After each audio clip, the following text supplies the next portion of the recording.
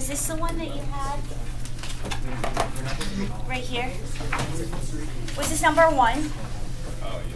Yeah? Okay.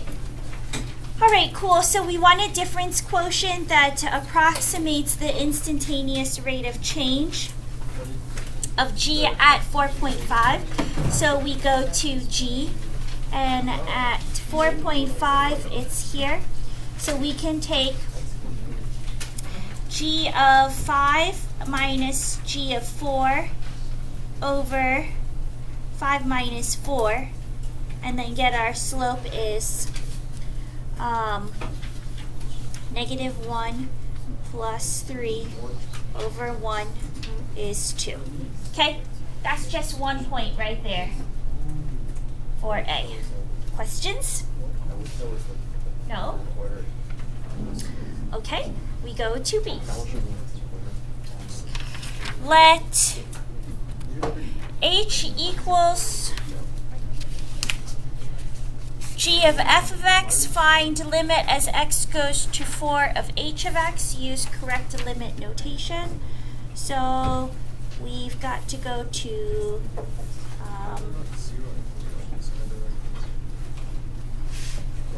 h goes to 4 from the left.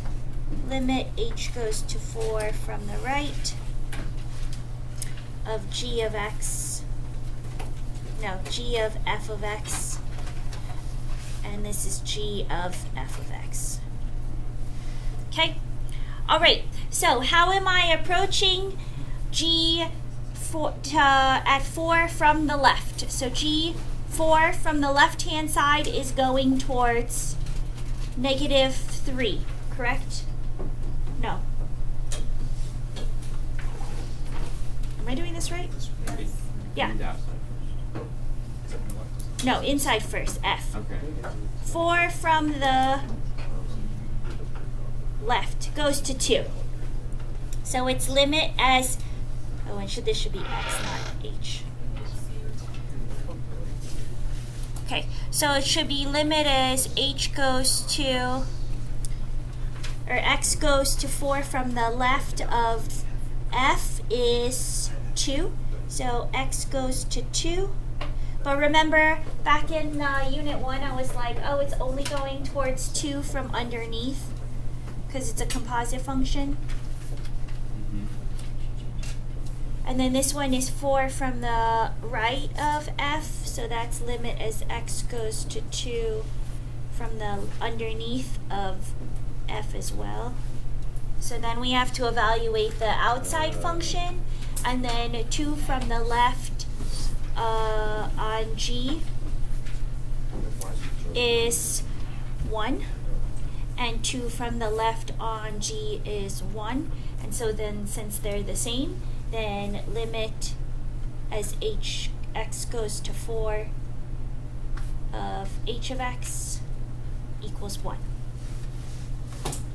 Any questions? Why do you choose to only go to 2 from the left? Because I'm only approaching 4 on the inside function from the underside. Oh, okay. And so since I'm only having input values less than 2, then I'm only going to come into the g function on the left side of 2. That was that weird thing that we did in Unit 1. Okay, Part C, consider negative 1, 2, and 4. At which one of these does K have a jump discontinuity? So only one of them has a jump discontinuity. To prove discontinuity, I want to go limit as x goes to negative 1 of k of x from the left, limit as x goes to negative 1 of k of x to the right, and k of negative 1. Okay?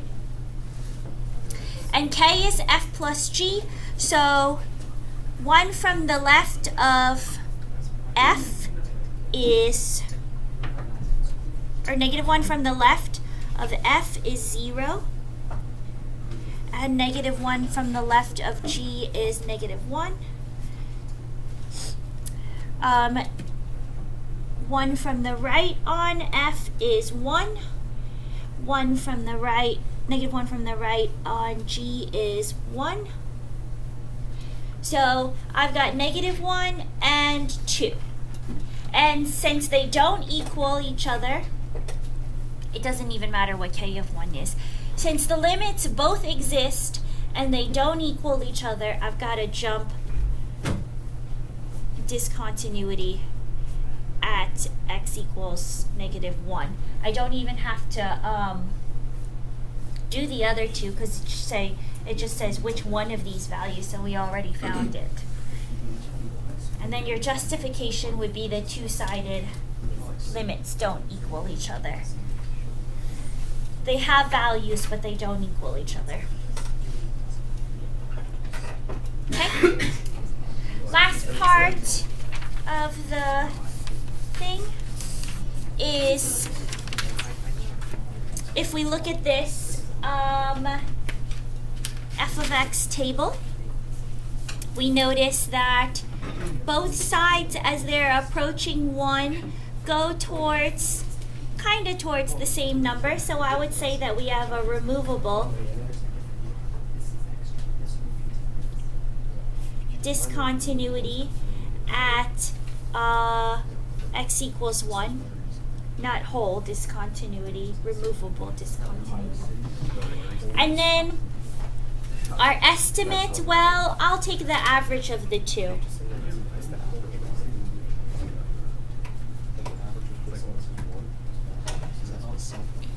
Okay, and so that's my estimate. And then you've got to give a reason and then say just average of the two points at 0.999 and 1.001. But like I gave you a point if you gave a reason for why it's a removable discontinuity, if you did that instead. Or I gave you a point as if you explained something, then I gave you a point for the justification. But okay. All right. Second free response. Here's a sculptor. He uses constant volume of modeling clay to form a cylinder. So what is the rate of the area of the circular cross-section? Area is pi r squared of a cylinder. Okay, so what's the rate of the area? So dA dt is 2 pi r dr dt. Dr dt is negative 1/2. The radius is 3, so it's 2 pi times 3 times negative 1/2. And you should have gotten negative 3 pi. Units are inches squared per, what is it, minute? Thanks. Minute. Okay? Got it? Yeah. All right. Then we've got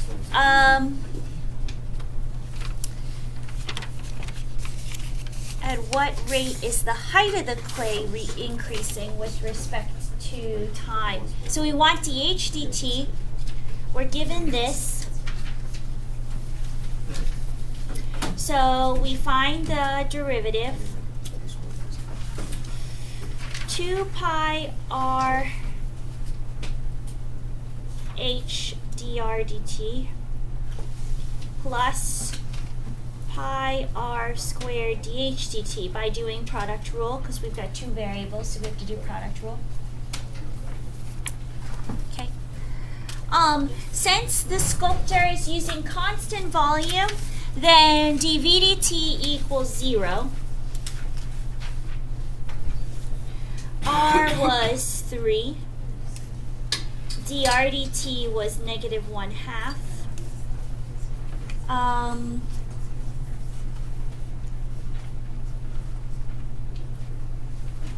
Oh, and did it tell you what H is? H is 8, so we can plug 8 in for that as well.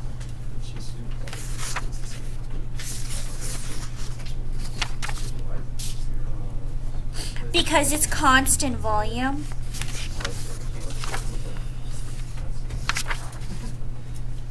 Got it?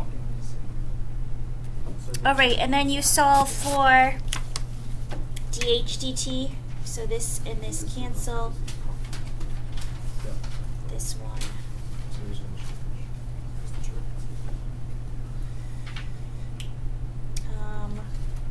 8 over 3 dH/dt.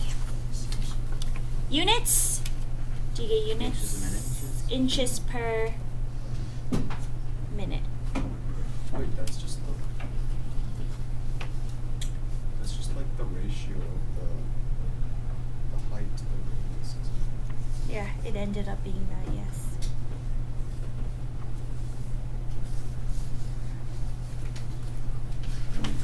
Okay.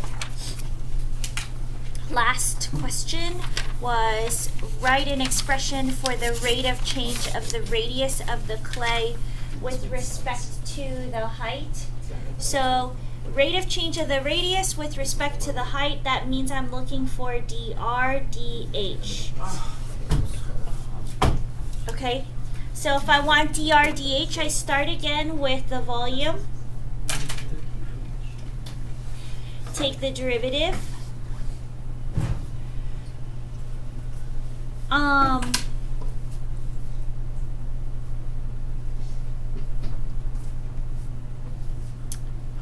r squared. The derivative of h is just 1, and then since it's with respect to h, then I'm not going to write dh here because I don't need it. R is 3, dv dt is 0. Why is the derivative of h1?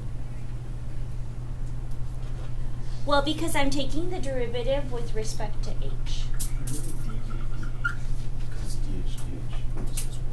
So, yeah, because it's just 1, but it'd be 1 times dH. Okay. But dH is the same thing. Alright. When you take the derivative of v, shouldn't that be dv with respect? Oh, dH, yeah, this should be dV dH. Either way, it's 0, but you're right, it should be dV dH.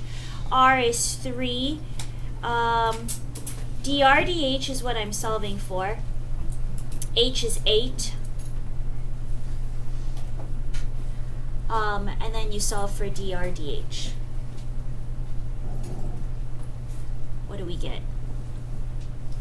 You end up with... Oh no, wait, I don't plug these things in. Sorry guys. Because it just wants, in terms of height and radius, not all the time. So we have to just set this equal to 0, and we solve for just dr dH. So dr dH would equal negative this over 2 pi RH. So negative r over 2. Yeah. And that's your answer. I think the hardest part of that problem is figuring out what they want you to give them. Okay. Any multiple choice you want me to go over, or?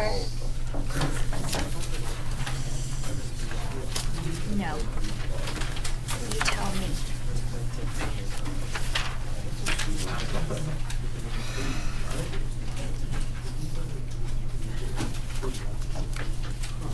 Oh, yeah, Renee. 2 on what form? What form?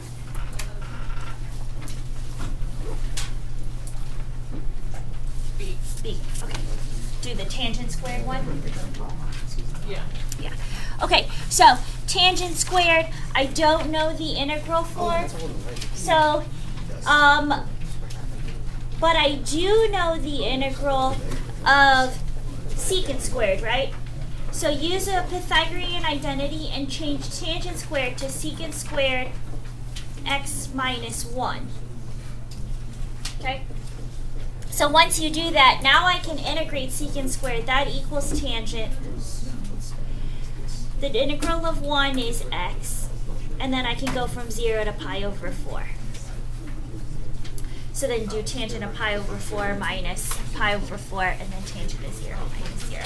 I think you can finish it from there. Yeah. Anybody else want any multiple choice questions? Yeah, Sam. Could you 16 on A? 16 on A. Okay, I'll set it up, but you can finish it. All right, so you got this railroad track. So here's the railroad track, and then this observer 70 feet away. So this is 70, it doesn't move. He's watching a train traveling here at 60 meters per second. So this guy is going 60 meters per second.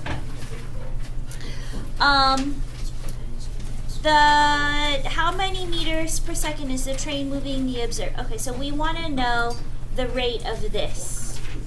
Okay, so let's make an x and a r variable here and here. Okay, so our equation would be x squared plus 70 squared equals r squared, right?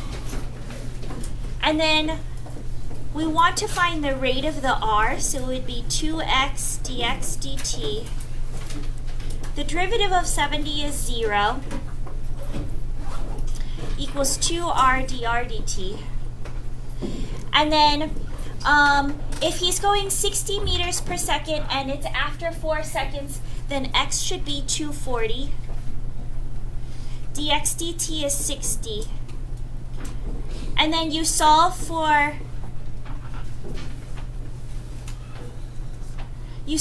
r to put it in here, you know, Pardon the interruption. This is just a and then friendly get reminder DRDT. that today is a freshman mentor connect day. All freshmen should remain in and then the you can warm-up solve for time DRDT. for their mentors to come in from freshman mentor connect Okay. day. Thank you. And I think that's all we have for today, but I'll answer some questions next class if you guys have them.